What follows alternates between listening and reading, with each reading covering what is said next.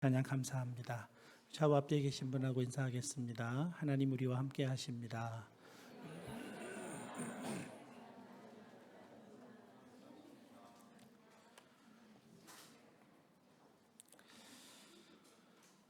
도종환 시인의 담쟁이라는 시로 설교를 시작하려고 합니다. 저것은 벽, 어쩔 수 없는 벽이라고 우리가 느낄 때, 그때 담쟁이는 말없이 그 벽을 오른다. 물 한 방울 없고 씨앗 한 톨 살아남을 수 없는 저것은 절망의 벽이라고 말할 때 담쟁이는 서두르지 않고 앞으로 나간다. 한 뼘이라도 꼭 여럿이 함께 손을 잡고 올라간다. 푸르게 절망을 잡고 놓지 않는다. 저것은 넘을 수 없는 벽이라고 고개를 떨구고 있을 때 담쟁이 잎 하나는 담쟁이 잎 수천 개를 이끌고 결국 그 벽을 넘는다. 담쟁이가 뭔지 잘 모르시는 분은 우리 교육관에 오세요. 교육관에 지금 담쟁이 하나가 벽을 타고 막 엄청난 속도로 자라고 있습니다. 비록 담쟁이라고 해도 잎 하나가 벽을 넘는다는 것은 그와 이어져 있는 수천의 잎들이 함께 넘는다는 것을 노래하고 있는 시입니다. 참 탁월한 시다 생각이 됩니다. 예수님께서 공생애를 시작하시면서 세상에 내놓으신 첫 마디가 회개하라 천국이 가까이 왔느니라 였습니다. 그리고 너희에게 평강이 있을지어다, 이 말씀은 예수님께서 부활 후 제자들에게 나타나셔서 처음으로 하신 말씀입니다. 평강이라는 말은 헬라어로 에이레네, 히브리어 샬롬을 헬라어로 번역한 것입니다. 지금도 이스라엘에서는 샬롬이라고 인사합니다. 우리나라의 안녕하십니까와 같은 말이죠. 안녕이라는 인사는 본래 밤새 안녕이라고 쓰였다고 합니다. 밤사이 별 탈 없었느냐 하는 거죠. 외적의 침입 경험도 많고 무서운 질병으로 밤사이에 큰 일을 겪어왔기 때문에 밤새 안녕처럼 밤새 안녕이라고 인사한 것처럼 무서운 이스라엘도 그렇게 샬롬하고 인사했던 것입니다. 그러나 구약 하나님의 백성은 이 샬롬을 전쟁 없음, 질병 없음을 포함하되 더 깊고 넓은 뜻으로 사용합니다. 특별히 샬롬은 언제나 관계 속에서 그 의미를 발휘합니다. 하나님과 사람의 관계, 사람과 사람의 관계, 사람과 자연 피조물과의 관계가 샬롬, 안녕, 온전함 하고 인사하는 것입니다. 온전함의 밑바탕에는 회복이 담겨 있습니다. 하나님 창조 때의 회복이 샬롬인 것입니다. 창조 질서대로 조화롭고 아름답고 온전한 상태, 그것이 샬롬인 것입니다. 예수님의 십자가와 부활이 깨어진 모든 관계를 회복하셨다는 것이고 온전케 하셨다는 뜻입니다. 너희에게 평강이 있을지어다. 하나님과 사람의 관계, 사람과 사람의 관계, 사람과 자연 피조물의 이 관계 안에 평강이, 샬롬이 이루어졌도다라고 제자들에게 말씀하신 것입니다. 벽을 넘는 담쟁이의 첫 잎에 붙어 있기만 하면 수천 장의 잎들이 함께 그 벽을 넘는 것과 같습니다. 예수 안에서 시작되고 완성된 천국, 평강, 샬롬 또한 예수님께 붙어 있기만 하면 함께 누리는 것이라고 제자들에게 밝히 말씀해 주시는 것입니다. 사랑하는 모든 여러분에게도 이러한 평강이 여러분 삶과 여러분 심령 가운데 가득하시기를 축복합니다. 마가의 다락방에서 제자들은 두려워하고 있었습니다. 그러나 부활하신 주님을 만났을 때 너희에게 평강이 있을지어다 라고 말씀해 주셨을 때 그들은 더 이상 두려워하지 않았습니다. 오히려 기뻐했습니다. 제자들이 주를 보고 기뻐하더라. 여전히 마가의 다락방이고 아직도 바깥은 살기가 등등했지만 놀랍게도 기쁨이 그들 안에서 회복되었습니다. 주님 주시는 평강의 능력이 바로 그런 것입니다. 여러분, 말씀이 생각나면 두려움도 이길 수 있는 것입니다. 마태복음 10장에는 제자들이 예수님의 부르심을 받아 제자 세움받는 말씀이 들어 있습니다. 제자들의 이름이 기록되어 있고 그들에게 주시는 사명도 기록되어 있는데, 그리고 나서는 곧장 제자들이 세상에 미움을 받을 것이라고, 그것을 대비하라고 말씀하십니다. 그런데 미움을 받더라도 미워하는 사람들을 두려워하지 말라, 그렇게 말씀하십니다. 왜 그럴까요? 마태복음 10장 28절 29절입니다. 우리 말씀은 같이 한번 읽어보겠습니다. 몸은 죽여도 영혼은 능히 죽이지 못하는 자들을 두려워하지 말고 오직 몸과 영혼을 능히 지옥에 멸하실 수 있는 이를 두려워하라. 참새 2마리가 한 아사리온에 팔리지 않느냐? 그러나 너희 아버지께서 허락하지 아니하시면 그 하나도 땅에 떨어지지 아니하리라. 아멘. 참새 2마리의 값이 한 아사리온이랍니다. 아사리온은 당시 화폐로 겨우 빵 한 조각 살 수 있는 가치입니다. 참새 2마리의 가치가, 생명 가치가 빵 한 조각에 불과하다는 것입니다. 그러나 그 가치 없는 생명도 하나님이 허락하지 않으시면 땅에 떨어지지 않을 것이다. 죽지 않는다는 것입니다. 모든 생명이 하나님께 속해 있다는 것입니다. 전도서 3장 1절 2절입니다. 범사에 기한이 있고 천하 만사가 다 때가 있나니 날 때가 있고 죽을 때가 있으며, 그런데 그 때를 정하시는 분이 하나님이시라는 말입니다. 하나님의 자녀를 미워하고 생명을 위협하는 자들이 아니라 정말 생명의 주인은 하나님이심이, 주님이 해주신 그 말씀이 생각나서 믿어졌다는 겁니다. 샬롬은 하나님과의 관계 회복입니다. 신뢰 회복입니다. 신실하신 하나님, 전능하신 하나님, 전지하신 하나님에 대한 도저히 믿어지지가 않을 것 같은 그런 진리의 말씀이, 도저히 믿음이 생기지 않는 환경과 상황 속에서도 그것이 믿어지더라는 것입니다. 그 믿음 때문에 샬롬인 것입니다. 부활하신 예수님이 2번 반복하여 너에게 평강이 있으라 하신 뒤에 두 번째로 하신 말씀이 성령을 받으라 하는 말씀이었습니다. 마땅히 두려워해야 할 상황에서도 두려움을 이기는 것이 말씀의 능력이라고 했는데요, 말씀이 생각나니까 이겨지는 것입니다.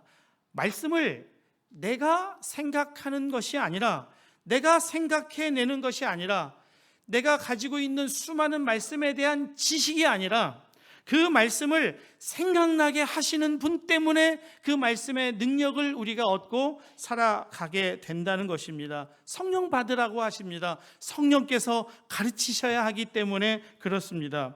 요한복음 14장 26절입니다.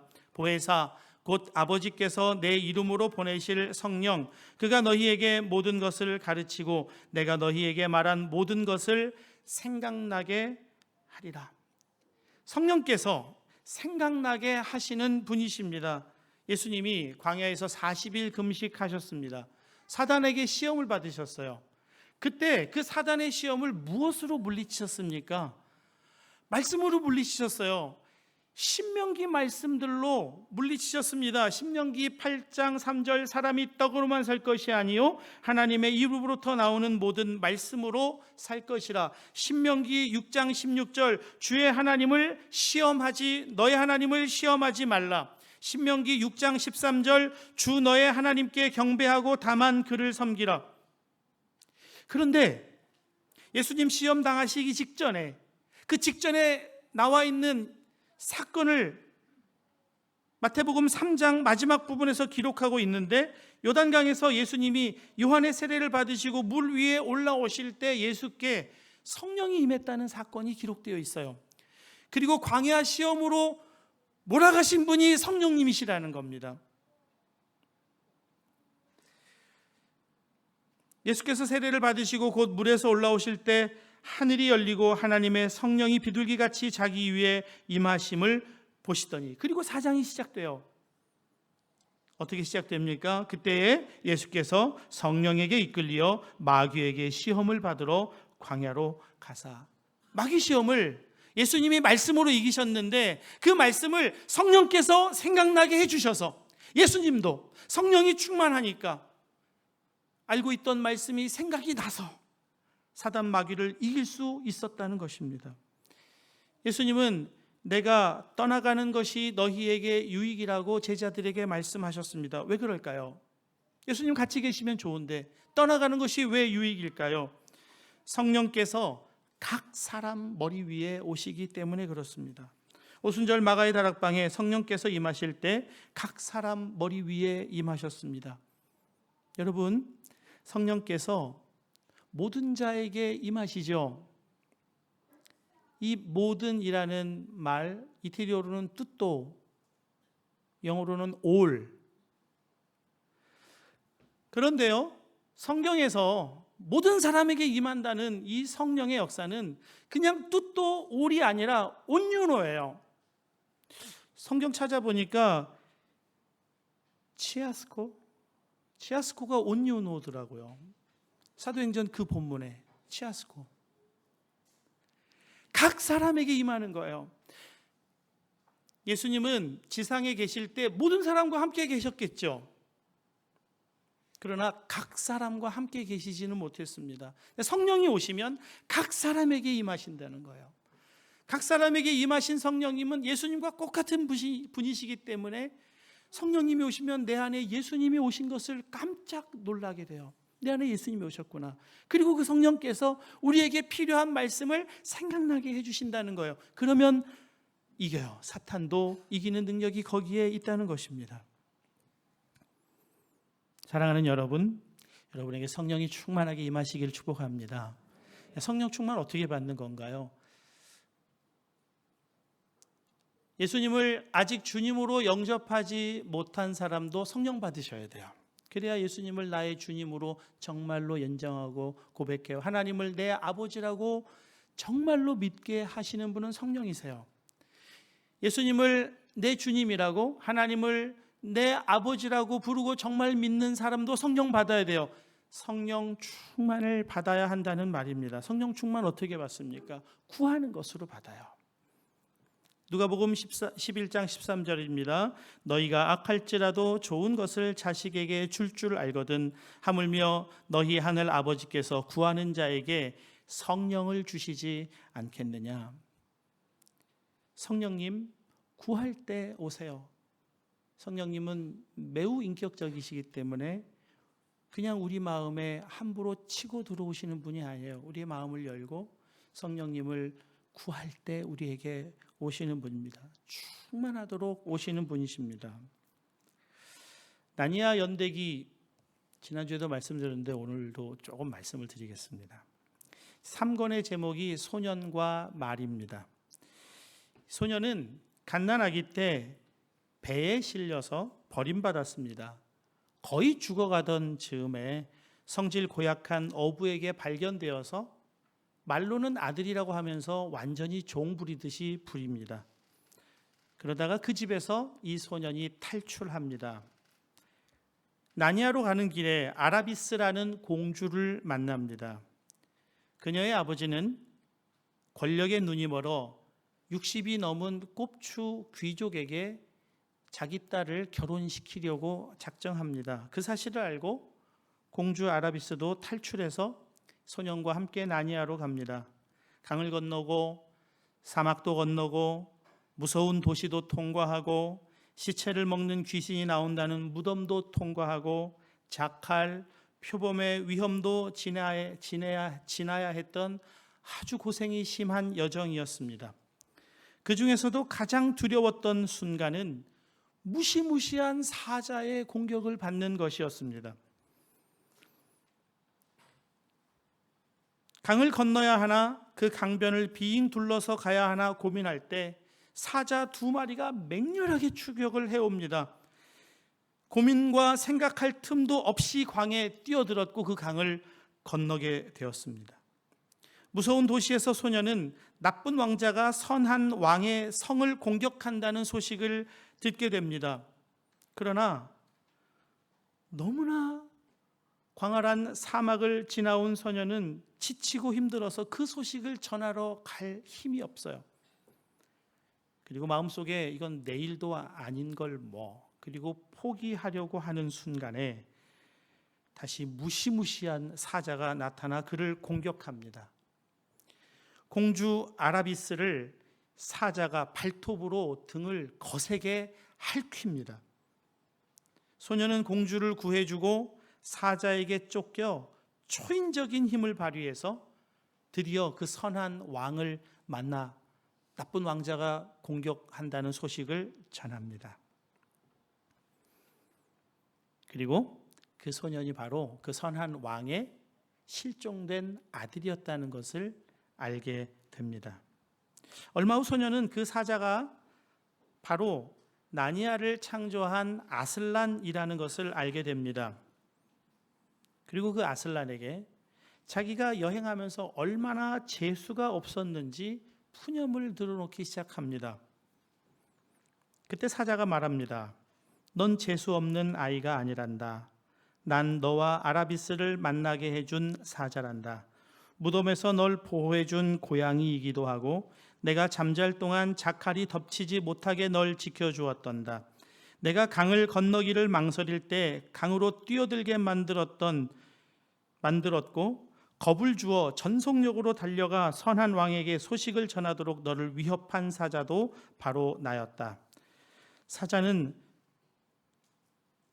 소년이 재수가 없어서 사자를 만난 것이 아니라는 이야기를 해줍니다. 사자를 만나지 못했다면 소년은 그 여행을 아마 끝내지 못했을지도 모릅니다.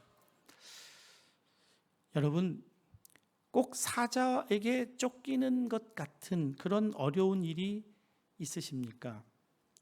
사방으로 우겨쌈을 당하셨습니까? 더 이상 할 수 있는 게 아무것도 없다고 여겨지는 때가 있으십니까? 나는 왜 이렇게 정말 재수가 없나? 그런 생각이 드실 때가 있습니까? 여러분, 그때가 심령이 가난해지는 때입니다.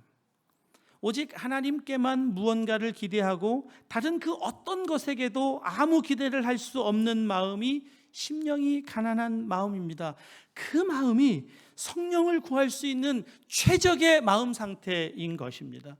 하나님 아니고는 다른 데서 어떤 도움도 받을 수 없다고 정말 그렇게 절박하게 되는 것, 그 절박함으로 구하는 것이 성령을 구하는 것이라는 말입니다. 마가의 다락방에서 제자들은 밖으로 나갈 수도 없고 계속 그 안에 있을 수만도 없는 갑갑한 상황에 있었습니다. 그때가 성령을 구할 수 있는 가장 좋은 때요, 바로 그 마가의 다락방에 오순절 성령께서 임하셔서 역사를 완전히 뒤집어 놓은 사건이 일어난 것 아닙니까? 여러분의 삶에 이 사자와 같은 것이 쫓아오고 있다고 그렇게 여겨지는 그때가 바로 성령 받기 가장 좋은 때인 것을 알고 감사함으로 받고 성령께 간구하실 수 있기를 바랍니다. 예수께서 또 이르시되 너희에게 평강이 있을지어다. 아버지께서 나를 보내신 것 같이 나도 너희를 보내노라. 사랑하는 여러분, 성령 안에서 주님의 평강을 얻은 우리도 이 평강의 일에 부르심을 받은 자입니다. 그런데요, 우리는 먼 곳으로 가서 평강의 일을 하라고 부름받은 자가 아닙니다. 가장 가까운 곳에서부터 샬롬, 평강, 회복의 일을 하라고 하십니다. 요한복음 20장 23절입니다. 너희가 누구의 죄든지 사하면 사하여질 것이요 누구의 죄든지 그대로 두면 그대로 있으리라 하시니라. 그럼 예수님이 베드로에게 몇 번 용서하라고 하십니까? 70번씩 7번 490번 용서하라고 하십니다. 누군가를 490번 용서할 일이 있을까요? 만일 누군가를 490번 용서할 일이 있다면 굉장히 자주 만나는 사람일 것입니다. 늘 부딪히는 사람이어야 할 것입니다. 가족이죠. 우리 공동체 교회 식구들입니다. 우리가 가장 먼저 용서해야 하고 사랑해야 할 사람은 먼데 있는 것이 아니라 바로 나와 함께 매일 부딪히며 살아가는 가족, 공동체의 우리 교우들, 식구들입니다. 우리는 모두 연약하기 때문에 자주 실수하고 반복해서 실수합니다. 그래서 용서해야 되고 또 용납도 우리 받아야 하는 것입니다. 그래야 가족으로 살 수가 있고 구역으로 교회 공동체로 살 수가 있는 것입니다. 이 서로 용서함이 바탕이 되지 않고는 결코 가족이 성립될 수가 없고 구역도 성립될 수 없고 공동체도 성립될 수가 없는 것입니다. 먼저 사과를 해야 용서할 수 있다는 것은 세상적인 가치관이라는 것을 여러분 꼭 기억하셔야 돼요. 자녀가 용서를 빌어야 부모가 비로소 용서합니까? 그렇지 않아요. 자녀에 대한 사랑이 자녀를 용서하는 것이지 사죄에 대한 대가로 용서하는 부모가 없습니다. 자녀에게 사죄하라고 꾸짖는다면 그것은 잘못을 깨닫게 해주려는 교훈일 뿐 대가를 치르라고 하는 것이 아니지 않습니까? 주님은 우리가 아직 죄인 되었을 때에 십자가에 못 박혀 죽으심으로 우리에 대한 자기의 사랑을 확증하셨습니다. 우리가 회개했기 때문에 용서하신 게 아니에요. 우리가 잘못을 고백했기 때문에 용서하신 게 아니에요. 먼저 용서하셨기 때문에 그 용서를 우리가 받아들여서 회개가 나오는 거예요. 언제나 순서는 그렇습니다. 우리도 먼저 용서해야 합니다. 사과를 하면 그 사과 받아줄게 그런 거 아니에요. 그건 세상 사람들이 하는 얘기예요. 용서받아야 함을 모르는 지체들도 있겠죠. 그러면 용서받아야 할 죄인이라고 말할 것이 아니라 그를 위해서 기도해 주어야 하는 겁니다. 사랑하는 여러분, 용서는 높은 데서 낮은 데로 베풀어지는 것이 아닙니다. 나에게 용서의 자격이 있어서 용서하는 것도 아닙니다. 가장 낮은 곳에서 가장 먼저 섬기는 일이 용서하는 일입니다. 공동체의 화평이 깨지는 것에 가장 큰 위험을 초래하는 것이 자기를 높이려고 하는 데 있습니다. 자기 권리를 주장하려는 데 있습니다. 낮은 곳으로 가야 돼요. 공동체의 분열은 언제나 높아지려는 데서 시작합니다. 제자들이 예수님과 함께 생활하면서도 그들의 끊임없는 관심은 누가 높으냐였어요. 누가 우리 중에 가장 높으냐, 그것 때문에 어떤 결과가 옵니까? 다툼이 일어나잖아요. 분이 일어나잖아요. 바벨탑을 왜 쌓았습니까? 높아지려고 쌓았습니다. 자기 이름을 내려고 바벨탑을 쌓았습니다. 그래서 뿔뿔이 흩어지는 결과를 얻게 되었다는 거예요. 나니아 연대기 말과 소년에서 소년은 그를 여러 차례 위협한 것이 사자 아슬란이라는 것을 알게 되자 질문해요. 그렇다면 왜 위협에 그치지 않고 아라비스 공주의 등을 날카로운 발톱으로 핥히셨습니까? 왜 그렇게까지 해야 했습니까? 하고 질문해요. 할만하잖아요. 아슬란이 대답합니다. 얘야, 난 그 애가 아니라 너의 이야기를 하고 있단다. 난 당사자 얘기만 한단다. 그렇게 대답해요. 공주 아라비스가 사자를 만났을 때 사자가 말합니다. 눈물에는 눈물, 고통에는 고통, 내 등의 상처는 내가 약을 먹여 재우고 도망친 바람에 등에 채찍을 맞아 상처를 입은 내 의붓 어머니의 노예에 대한 벌이다. 너도 그 고통이 어떤 것인지 느껴야 했다 하고 아라비스에게 이야기를 해요. 그러자 아라비스가 질문합니다. 혹시 제가 한 짓 때문에 그 노예가 앞으로 더 고통받진 않을까요? 착한 마음이잖아요. 선한 마음이잖아요. 그 사람을 생각해서 해주는 질문이잖아요. 그런데 아슬란이 대답합니다. 얘야, 나는 그 애 얘기가 아니라 내 얘기를 하고 있단다. 누구나 자기 얘기만 들으면 되는 거야. 부활하신 예수님이 베드로를 만나 내 양을 먹이라, 내 양을 치라 명령을 하셨습니다. 그리고 어떠한 죽음으로 하나님께 영광을 돌릴 것인지 말씀을 해주시자 베드로가 주님께 했던 그 첫 번째 질문이 무엇입니까? 그가 사랑하시는 제자 요한, 저 사람은 어떻게 되겠습니까? 였습니다. 주님이 대답하시죠. 내가 올 때까지 그를 머물게 할지라도 내게 무슨 상관이냐? 너는 나를 따르라. 사랑하는 여러분, 부활하신 주님을 만났어요. 얼마나 놀라운 만남입니까? 그리고 그분이 내 양을 먹이라고 나에게 사명을 주셨어요. 그리고 너는 순교할 거야. 순교의 영광도 말씀하셨어요. 그런데 가장 첫 번째 질문이 뭐예요? 저 사람은 어떻게 되겠습니까?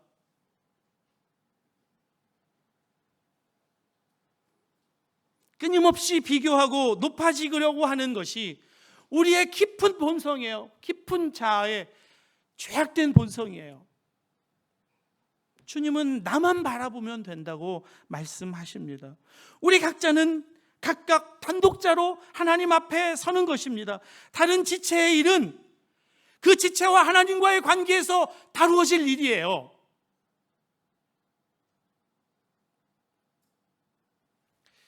제가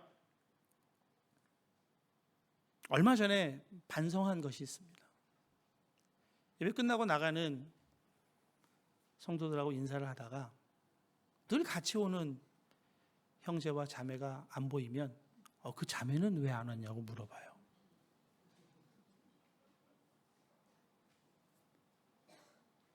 근데 나중에 알게 됐어요. 너 엄마 왜 안 오셨니? 너 아빠 왜 안 오셨니? 그 애가요, 수십 번도 더 질문을 받는다는 교회에서 그 질문을 지겹도록 받는데요. 거기에 저도 한몫했던 거예요. 왜 나와 인사하는 이 사람에게 관심을 갖지 않고 나와 인사하는 이 사람은 이제 왔으니까, 확보됐으니까 안 온 사람, 그리고 마치 이 사람이 그 사람 안 데려온 사람인 것처럼, 이 사람이 책임져야 될 것처럼 그렇게 질문하는 저 자신을 발견했어요. 그래서 이제 가급적이면 같이 오던 사람 안부를 그 사람에게 안 물어요. 그리고 내가 직접 그분에게 물어야지. 관심 갖지 말라는 얘기 아닙니다. 사랑하지 말라는 얘기 아닙니다. 그러나 우리가 관심을 가져야 할 사람은 내 앞에 있는 사람이에요. 바로 내 앞에 있는 이 사람에게 관심을 가져야 하는 것입니다. 여러분, 우리 서로의 관계도 똑같습니다. 두 지체 사이에 다른 지체가 끼어들 수 없는 그 두 지체만의 독특한 관계가 있어요. 옆에서 보고 함부로 개입하려고 하거나 중재하려고 하거나 충고하려고 하거나 조심하셔야 돼요. 우리가 알 수 없는 두 사람만의 뭔가가 있단 말이에요. 그건 두 사람이 해결하도록 기도만 해주면 된다는 말이에요. 그리고 두 사람의 일에 개입하지 말고 내 앞에 있는 이 사람을 사랑하면 되는 거예요.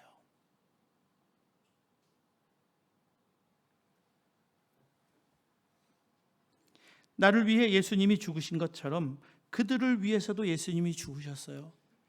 나를 끊임없이 살피시고 나를 끊임없이 안타깝게 생각하시는 그분이 내가 걱정하고 염려하는 그 제체에게도 똑같은 관심과 사랑과 그를 위해 십자가에 못 박혀 죽으셨단 말이에요.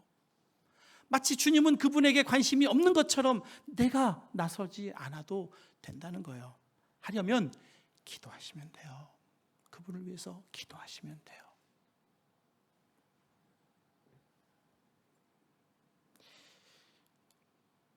여러분, 그러면 하나님이 하시는 것을 우리가 보게 될 거예요. 내 생각대로, 내 뜻대로, 내 계획대로 이렇게 저렇게 되어야 된다고 그렇게 함부로 하시면 안 되고요. 지금 하나님이 우리 교회 공동체를, 여러분 각자를 하나님의 놀라운 계획과 방법과 섭리로 인도하고 계심을 신뢰해야 돼요. 믿어야 돼요. 걱정할 게 없어요.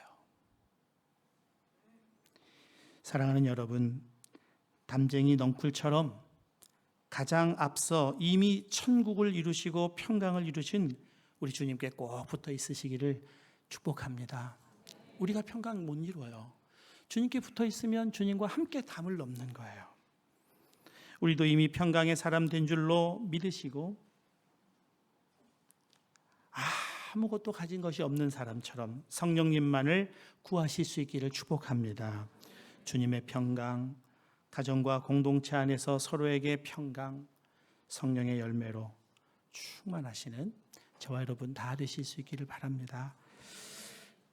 이제 우리 성찬의 자리로 나아가겠습니다. 제가